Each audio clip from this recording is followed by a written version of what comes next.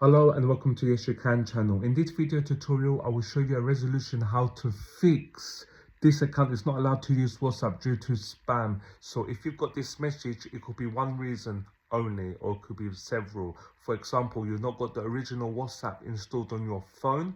You've been spamming, sending so many messages repetitively, or you have been using so much offensive languages. If you've not been doing this and you've been following the guidelines to WhatsApp, then stay tuned and I'll show you how to get your account up and running again.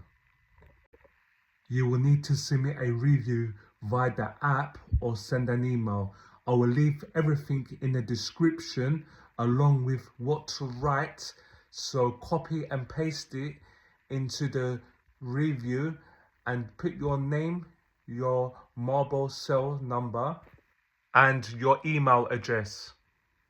Once you submitted your review, you have to wait up to 24 hours and one of the WhatsApp representatives will get in contact with you for a decision. I wish you the best of luck.